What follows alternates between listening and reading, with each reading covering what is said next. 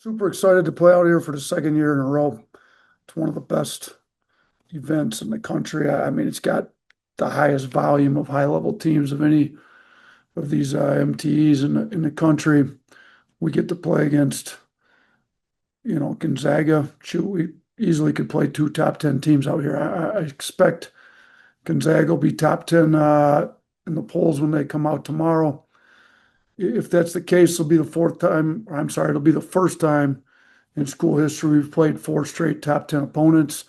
But I don't know who we're going to get on the third day. There's a great chance that's going to be a top 10 team based on how the first 2 days goes. And I mean, UNLV handled Memphis pretty well too. So to get Gonzaga, UNLV, and then another great opponent, 3 straight days here, get back into town for Thanksgiving. We could have ourselves a great week, or either way, we're going to learn a lot, whether it's no matter how many wins we get out of these 3 games, but it'll be a good week for us. We just got to use our depth. I think we've got a lot of depth in order to win in 3 days or play well on the third day. You got to use your depth, and I like our depth. Start with Charlie Potter. Yeah, Coach, you mentioned last year. Just what did you learn from last year's event that can maybe benefit you this time around?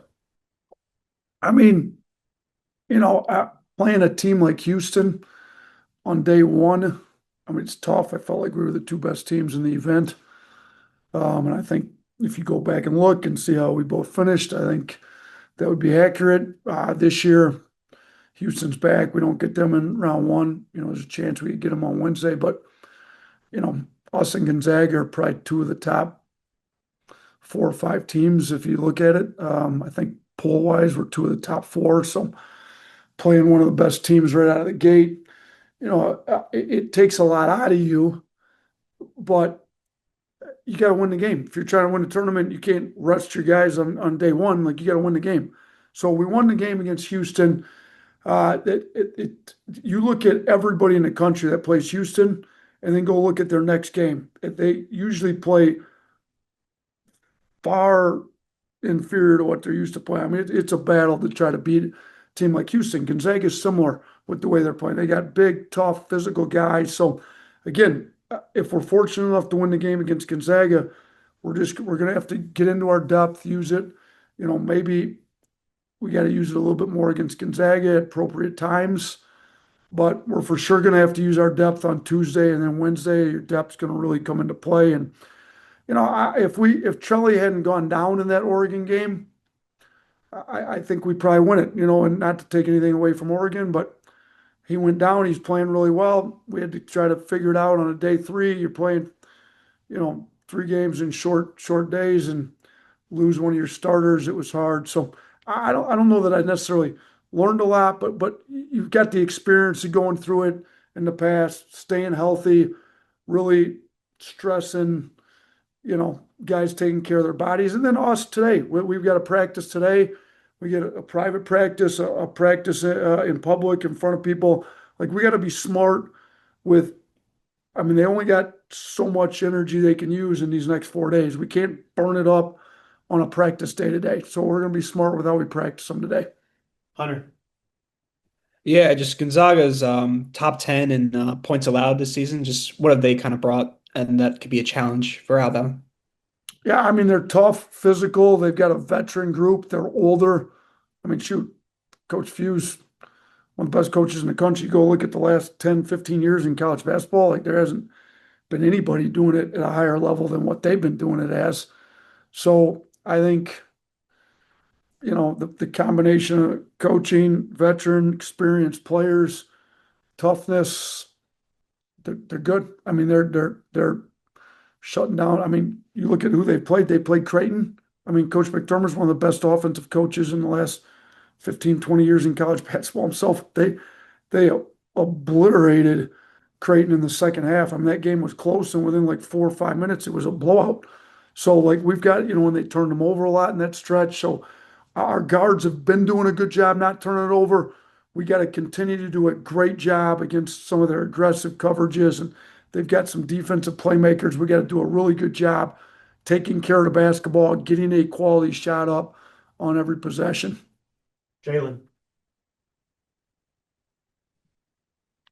Hey, Coach, LeBaron scored 10 of the team's final 15 points against Illinois. Is he a guy you've developed trust in that he can go get a bucket late in crunch time?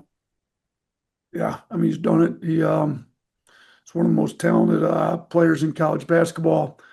He's got the mindset. I mean, so you got some talented guys, but there's also the mindset that like doesn't fear the big moment. Like that game against Illinois, we were not getting stops. Now, part of us not getting stops was him on the other end, and we got to get better on that end with him. But we weren't getting stops late. Like we needed a bucket every time down the floor, and he generated a lot of offense for us. Whether it was zone bucket, like the assists, I think he's the only player in the SEC to be top three in both scoring and assists right now. If we could get those assist numbers to even come up, because I think he's got great shooters around him. But he's not afraid of the moment. He's never been afraid of the moment.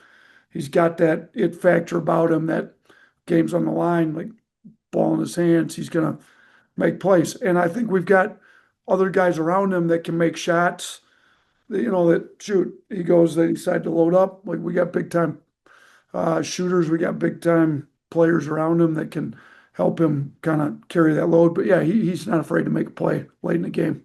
Theo. Yeah, you guys had to deal with Drew Timmy when you guys played Gonzaga in 21 and 22. What's kind of unique about their front court this year with both Ike and Huff and kind of the challenge that having two bigs presents? Yeah, I mean, they're both lefties. Timmy was ridiculously good, one of the best players in the last 20 years in college basketball. They put him in a great system, particularly with how they use their bigs. So now they got two guys that are both super talented, and I just did a podcast with Coach Sampson. They played him in the second round of the NCAA tournament.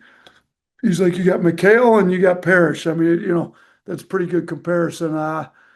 Going back 40 years in the NBA and arguably one of the best front courts in the history of basketball with the Celtics. So for him to reference that, I mean, like they can both go score, and they both are going to demand double teams. And when you have both of them, it's like, who do you put your best post defender on? Well, you're going to have, your second best post defender in the game is going to have to guard somebody that's better than almost every team's best post scorer. So the fact that they got two of those guys and they can both go score, they both happen to be lefties, but they both got a little bit of nuance to their game that's a little bit different. But man, they're both really good. Hunter, you got another one? Yeah. Go ahead. Just I'm not sure how much you've looked at UNLV yet, but have you seen anything from Nas that was different from last year?